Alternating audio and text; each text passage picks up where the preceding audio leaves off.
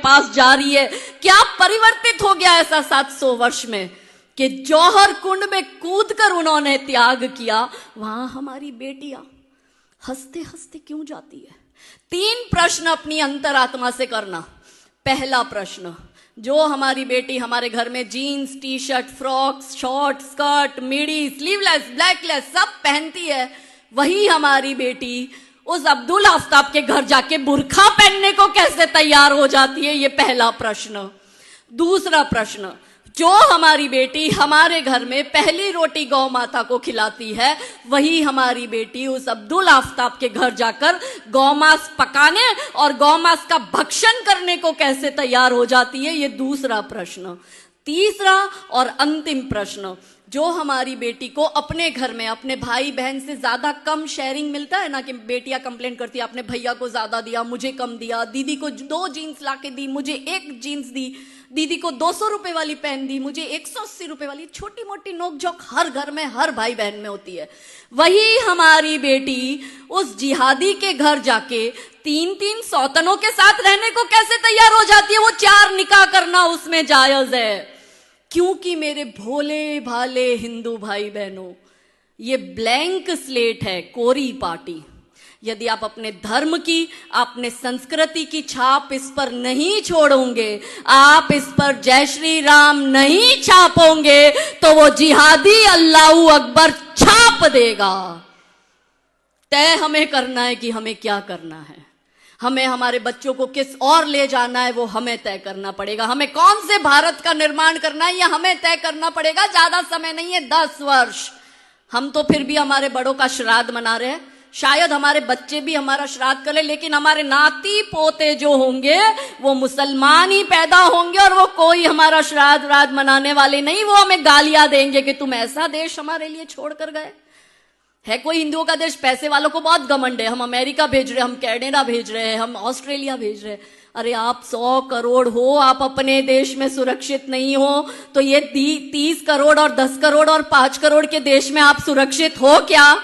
कहने के लिए हमें भारत मिला, पास में बांग्लादेश में भी क्या हो रहा है वो लाइव चल रहा है। केरला स्टोरी आप लोगों ने देख ली, कश्मीर फाइल आप लोगों ने देख ली, लाइव अभी चल रहा है बांग्लादेश स्टोरी। और अपने ही देश में हमारे हिंदू शरणार्थियों को शरण लेनी पड़ी। कौन से देश में? किसी इस्लामिक देश में किसी मुस्लिम को शरण लेते हुए देखा? किसी ईसाई देश में किसी ईसाई को शरण लेते हुए देखा? इस भारत देश में हिंदू आज भी शरणार्थी बने घूम रहा है।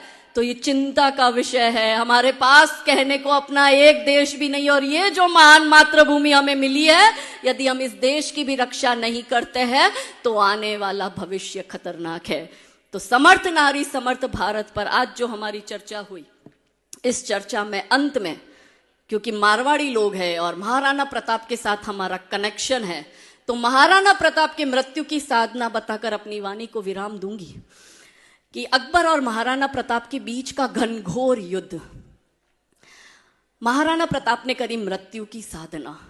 अकबर के साथ वो भी लोग थे जिनको अकबर के साथ रहना चाहिए था, और अकबर के साथ वो भी लोग थे जिनको महाराणा प्रताप के साथ रहना चाहिए था। इसमें 4 प्रकार के लोग आए। बुद्धिशाली लोग, जो कुछ हेल्प नहीं करते, वो फ्री का सजेशन देते, वो तब भी चलता था, वो अब भी चलता है। और कमजोर कायर डरपोक लोग जब खुद युद्ध में शामिल नहीं हो पाते, तो जो युद्ध लड़ रहा है उसका भी पैर खींचने की कोशिश करते हैं। तो इसमें एक वर्ग था बुद्धिशाली लोगों का। वो गया महाराणा प्रताप के पास में और उसने कहा कि आप उसकी सेना देखो कितनी बड़ी, आप अपनी सेना देखो कितनी छोटी, आप ये युद्ध लड़ भी नहीं सकते, आप ये युद्ध जीत भी नहीं सकते। तो बुद्धि कहती थी टक्कर असंभव है।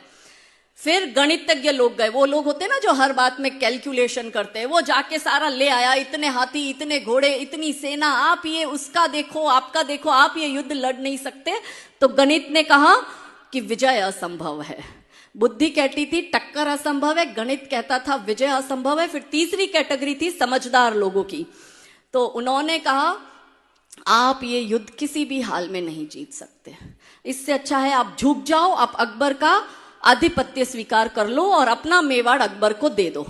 और चौथा था उसके रिश्तेदार, उनको पता था ना तो ये झुकेंगे, ना ये कन्वर्ट होंगे, ना अपना ये राजपाट देंगे, ये तो हर हाल में युद्ध करेंगे मगर जीतने वाले नहीं है क्योंकि उसकी संख्या ज्यादा है। तो एक काम करो, रिश्तेदारों ने कहा भाग जाओ। तो बुद्धि कहती थी टक्कर असंभव है, गणित कहता था विजय असंभव है, समझदार ने कहा झुक जाओ और रिश्तेदारों ने कहा भाग जाओ। मगर महाराणा प्रताप ने किसी की भी बात नहीं मानी और महाराणा प्रताप ने करी मृत्यु की साधना। और उन्होंने कहा, ये महाराणा प्रताप के शब्द है कि जब मनुष्य का सम्मान के साथ जीना असंभव हो जाए तो मनुष्य को सम्मान के साथ मर जाना चाहिए। अब इस मातृभूमि के लिए यदि हम सम्मान अर्जित नहीं कर सकते तो केसरिया बाना पहनकर मैं तो निकल पड़ी हूं, क्योंकि उसी योद्धा की भूमि की मैं भी एक बेटी हूं। लड़कर मर जाऊंगी पर झुकूंगी नहीं।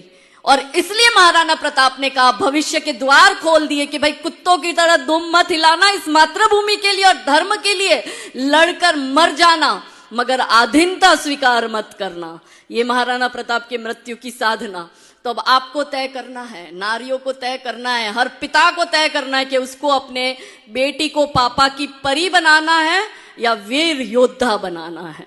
ये हर पिता को तय करना पड़ेगा।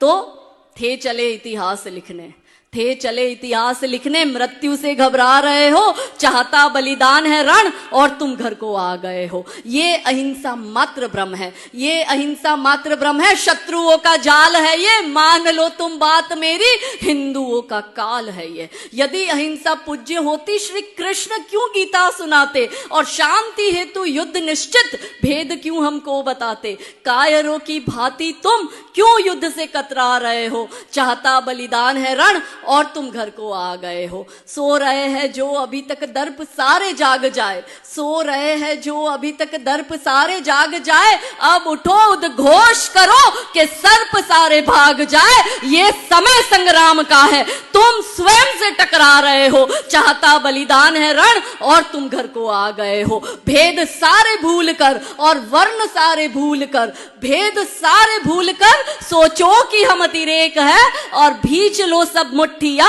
बोलो कि हिंदू एक है, बोलो कि हिंदू, बोलो कि हिंदू।